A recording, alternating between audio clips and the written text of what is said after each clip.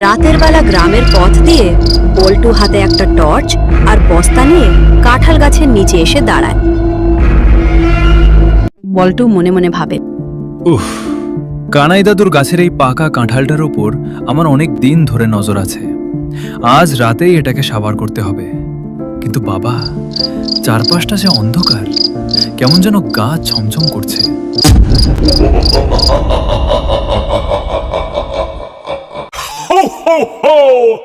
এসেছিস, ভালো করেছিস।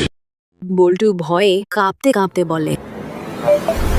কে রে ওখানে, মানুষ না ভূত? হঠাৎ গাছের ওপর থেকে উল্টো হয়ে ঝুলে পড়ে পচা ভূত। তার চোখ দুটো লাইটের মতো জ্বলছে। বল্টু ভয়ে চিৎকার করে মাটিতে পড়ে যায়। ওরে বাবারে, ভূত! মরে গেলাম রে, বাঁচাও! আরে চিল্লাইস না বাবু, আমি কোনো ক্ষতি করব না। আমি হলাম এই গাছের গ্যাছো ভূত।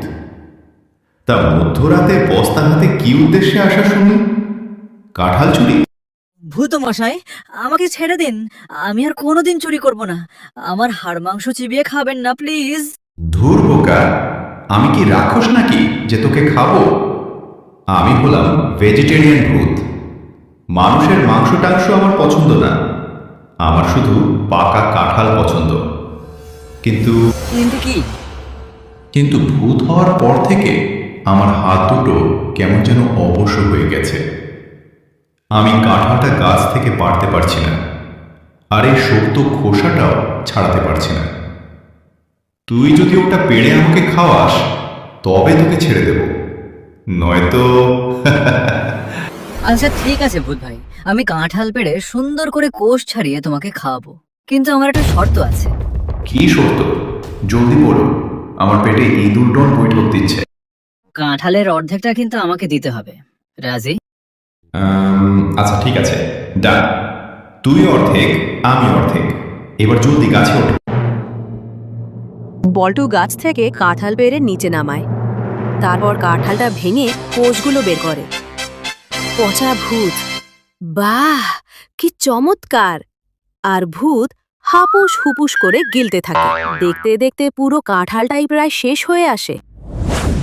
এই এই ভূত ভাই, এ কি করছো? তুমি তো একাই সব খেয়ে নিচ্ছ, আমার ভাগ কই? ইস রে, লোভ সামলাতে পারলাম না রে বাবু, সব খেয়ে ফেললাম। বল্টু রেগে গিয়ে বলে, এটা চরম অন্যায়।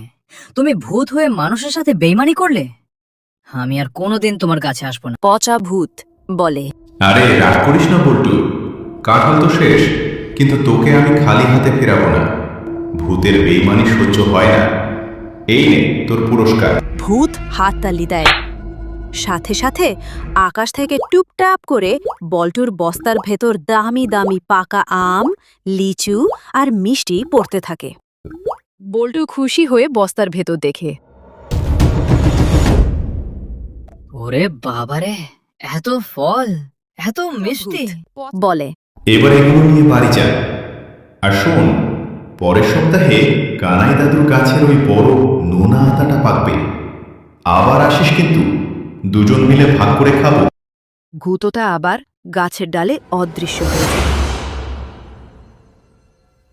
বল্টু কাঁধে ফলের বস্তা নিয়ে হাসতে হাসতে বাড়ির দিকে রওনা দেয়। ভূত যে এত ভালো আর পেটুক হয়, আগে জানতাম না ভাই। আমি তো চললাম ফল খেতে। তোমরা কিন্তু ভিডিওটা লাইক আর সাবস্ক্রাইব করতে ভুলো না যেন। টাটা।